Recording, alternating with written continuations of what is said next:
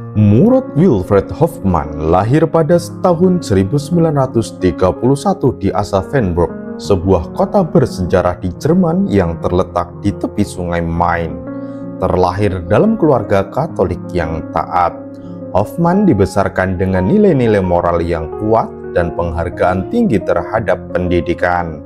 Sejak kecil, kecerdasannya sudah tampak menonjol. Ia dikenal sebagai anak yang gemar membaca, memiliki rasa ingin tahu yang tak terbatas, dan selalu mencari pemahaman yang lebih dalam tentang dunia di sekitarnya. Setelah menyelesaikan pendidikan menengahnya dengan gemilang, Hofmann melanjutkan studi hukum di Universitas Munich. Kehausannya akan ilmu pengetahuan membawanya hingga meraih gelar doktor dalam bidang hukum dari Universitas Harvard, salah satu institusi pendidikan yang paling bergengsi di dunia. Selama masa studinya di Amerika Serikat, ia terpapar pada berbagai pemikiran filosofis dan budaya yang semakin memperkaya wawasan, serta pemahamannya tentang kompleksitas hukum dan kemanusiaan. Memasuki dunia diplomasi, Hofmann bergabung dengan layanan diplomatik Jerman pada tahun 1955. Karirnya sebagai diplomat membawanya ke berbagai penjuru dunia, memberinya kesempatan untuk berinteraksi dengan berbagai ragam budaya dan masyarakat. Salah satu penugasan yang paling signifikan dalam hidupnya adalah ketika ia ditempatkan di Aljazair pada tahun 1961 sebagai atase kebudayaan, tepat di tengah berkecamuknya perang kemerdekaan Aljazair melawan kolonialisme Prancis. Selama di Aljazair, Hofmann menyaksikan langsung kengerian perang, ledakan bom, teriakan kesakitan, dan derita rakyat yang terjajah. Namun begitu, di tengah penderitaan tersebut ada sesuatu yang menggugah hatinya. Ia melihat ketabahan yang sangat luar biasa dari masyarakat Muslim Aljazair. Meski didera kesulitan, mereka tetap menunjukkan ketenangan, kesabaran, dan optimisme yang tak tergoyahkan. Mereka menjalani kehidupan dengan keyakinan mendalam bahwa penderitaan duniawi hanyalah sementara dan keadilan sejati akan datang pada waktunya. Suatu hari, Hofmann bertemu dengan seorang guru sekolah bernama Abdul Rahman. Pria sederhana ini, meski hidup dalam keterbatasan, memancarkan kebijaksanaan dan ketenangan batin yang luar biasa. Mereka sering terlibat dalam diskusi panjang tentang filsafat, makna hidup, dan spiritualitas. Abdul Rahman memperkenalkan Hofmann pada konsep keesaan Tuhan dalam Islam, pentingnya keadilan sosial, serta keseimbangan antara akal dan wahyu.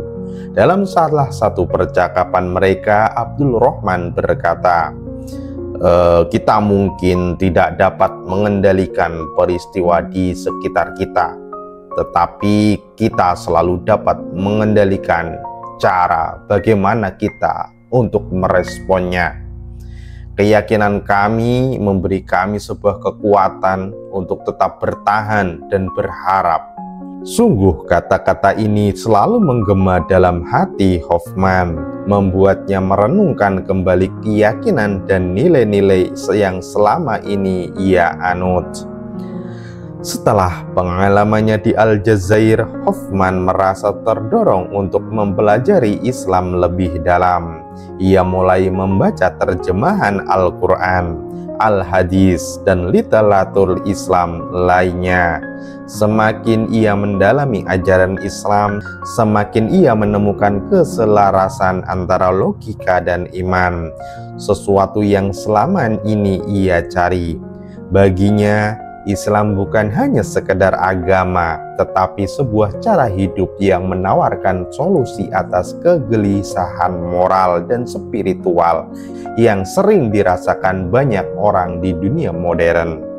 Penugasan selanjutnya membawanya ke Maroko, sebuah negara dengan warisan budaya Islam yang kaya.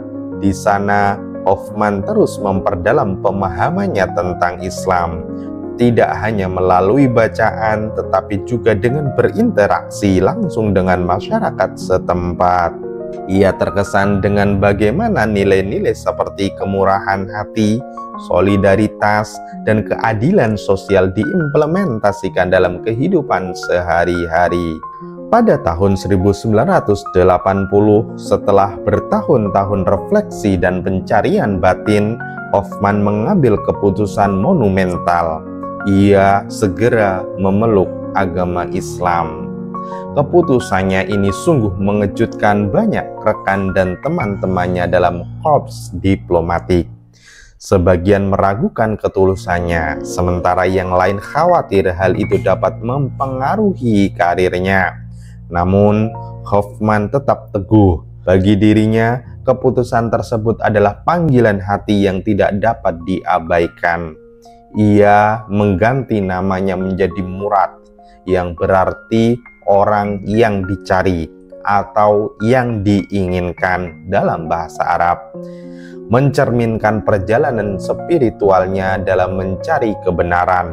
Murad Hoffmann menemukan bahwa Islam memberinya kerangka moral dan spiritual yang selaras dengan akal serta kebutuhannya akan makna hidup yang lebih dalam.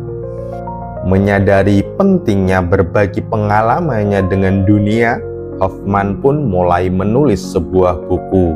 Salah satu karyanya yang paling terkenal adalah Islam, The Alternative. Dalam buku ini ia membahas bagaimana Islam dapat menjadi solusi alternatif bagi tantangan yang dihadapi pada peradaban modern ini, seperti krisis moral, materialisme, dan ketidakadilan sosial. Ia menekankan bahwa Islam menawarkan keseimbangan antara kemajuan material dan spiritual untuk hak individu dan kepentingan kolektif. Buku lainnya berjudul Journey to Makkah adalah sebuah refleksi pribadi tentang perjalanannya menunaikan ibadah haji. Melalui tulisannya, Hoffmann menggambarkan pengalaman spiritual yang mendalam saat berada di Tanah Suci, di mana jutaan orang dari berbagai latar belakang berkumpul dalam kesetaraan dan kehambaan di hadapan Tuhan. Ia menceritakan bagaimana ritual-ritual haji memperkuat hubungan manusia dengan Sang Pencipta dan sesamanya. Kisah Dr. Murad Hoffmann adalah cerminan dari pencarian makna dan tujuan hidup yang dialami banyak orang. Kita menyadari dari cerita di atas bahwa pentingnya keterbukaan dan rasa ingin tahu. Hoffmann tidak membatasi dirinya pada dogma atau prasangka saja, tapi ia benar-benar membuka hatinya untuk memahami budaya dan keyakinan lain yang akhirnya membawanya pada penemuan yang mengubah hidupnya. Kita juga harus bisa mencerna harmoni antara akal dan iman. Ia menemukan bahwa rasionalitas dan spiritualitas tidak harus saling bertentangan. Islam baginya menawarkan jalan tengah di mana keduanya dapat berjalan seiring, memberikan panduan moral tanpa mengabaikan logika dan pemikiran kritis. Meski menghadapi tekanan dan keraguan dari lingkungan sekitarnya, Hoffmann tetap setia pada keyakinannya. Keputusannya ini menunjukkan keberanian untuk menjalani hidup sesuai dengan nilai-nilai yang diyakininya benar. Dengan latar belakangnya sebagai diplomat dan intelektual, tentu saja Hoffmann berupaya membangun pemahaman antara dunia barat dan dunia muslim. Ia berkontribusi dalam mengurangi stereotip dan mempromosikan dialog lintas budaya. Dr. Murad Hofmann meninggalkan jejak yang mendalam di dunia intelektual dan spiritual.